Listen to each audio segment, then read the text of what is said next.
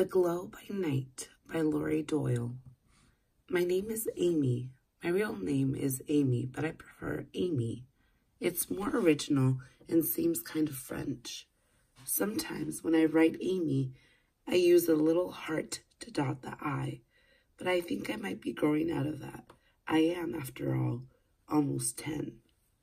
You would think an almost 10-year-old wouldn't need a babysitter, but then again, you're not my parents.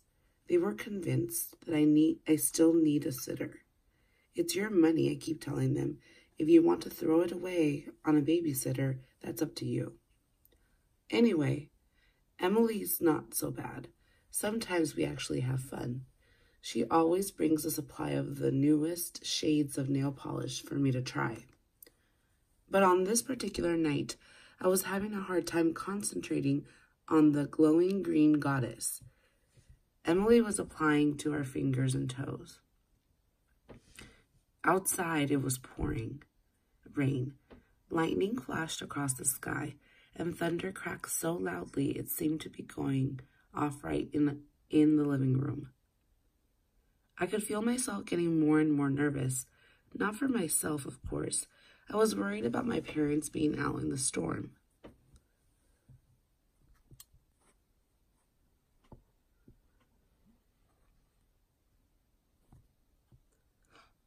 Just as Emily was finishing my right pinky toe, there was a flash of lightning. It was followed by the loudest crack of thunder I'd ever heard.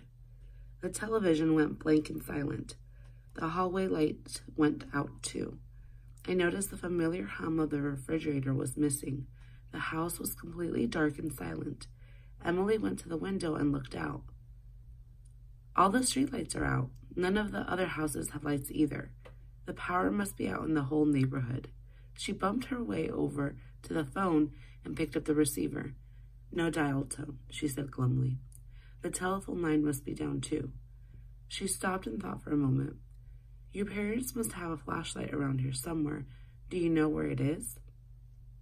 Before I could tell her I had no idea where the flashlight was, I started to cry. Yes, it's true, I cried. I wailed. I boo-hooed like a baby. I had my hands over my eyes to stop the flow, and still the tears kept coming. We were stuck here in the dark and quiet forever. And to top off my fear and misery, what did I hear? Emily laughing. That was the last straw. Here we are, I sobbed, stranded in the dark, with my parents lost, no doubt in the storm, and you're laughing.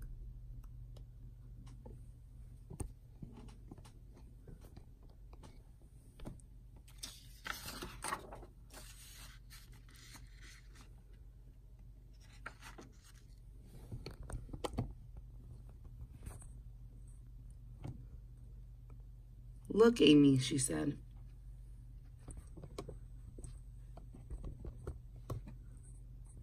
She reached out for my hand, and there, glowing in the dark, were my 10 fingernails.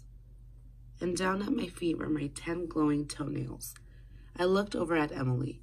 Her toes and fingers were all aglow, too. Glowing green goddess was fluorescent. See, we're not completely in the dark, she said. We've got our toes and our fingers to guide us. At least we won't bump into each other. Here, get the bottle of nail polish. We'll look for the flashlight by the light of the glowing green goddess. And we did. We found the flashlight, but we didn't even use it. We preferred getting around the house by toe light. My parents eventually got home, and the electricity and telephone came back on. But ever since that night, I have kept an extra bottle of glowing green goddess around. You never know when you might need some nail polish power. Number 1. Read the sentences from the passage. And to top off my fear and misery, what did I hear? Emily laughing. That was the last straw. How does the author's use of "that was the last straw" help the reader understand how Amy feels? A, it helps the reader understand that Amy is frustrated because she drew the last straw in the game. B, It helps the reader understand that Amy is indicating that her patience is finally being tested to the max. C. It helps the reader understand that Amy believes the story is over. D. It helps the reader understand that Amy is joking around the whole time.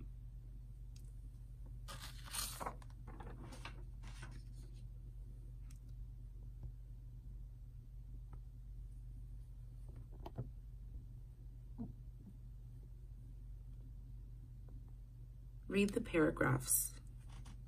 Number 2, read the paragraphs. "Look, Amy," she said. She reached out for my hand, and there, glowing in the dark, were my 10 fingernails, and down at my feet were my 10 glowing toenails. I looked over at Emily. Her toes and fingers were all aglow, too. Glowing green goddess was fluorescent. "See, we're not completely in the dark," she said. "We've got our toes and our fingers to guide us. At least we won't bump into each other. Here, get the bottle of nail polish. We'll look for the flashlight by the light of the glowing green goddess." And we did. We found the flashlight, but we didn't even use it. We preferred getting around around the house by tow light. My parents eventually got home, and the electricity and the telephone came back on. But ever since that night, I have kept an extra bottle of glowing green goddess around. You never know when you might need some polish power.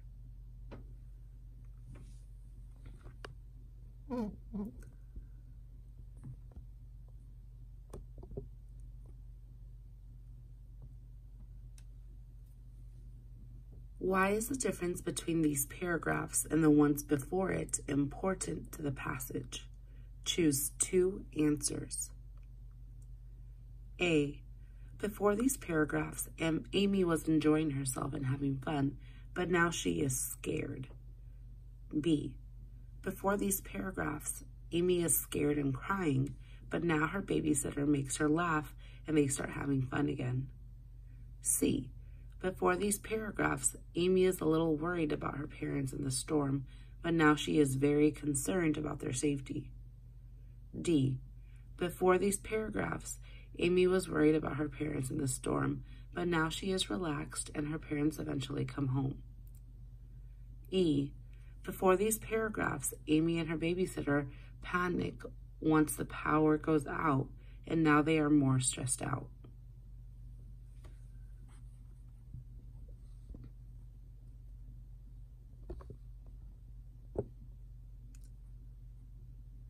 Number 3. How does the glowing green goddess nail polish add to the plot? A. It was an entertaining event that helped Amy and Emily pass the time. B. It shows that Emily likes to have fun and is a prepared babysitter. C. During the frightening storm and power outage, it provides enough light for Emily and Amy to find their way around the home. D. Amy will remember this moment in her life because she purchased an extra bottle of the nail polish. Number 4. Which of these inferences about Amy is supported by the passage? A. She still can benefit from having a babysitter when her parents go out at night.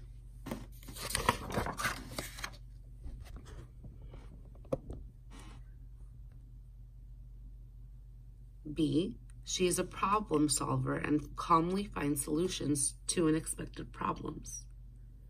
C. She doesn't want a babysitter because she prefers to be alone.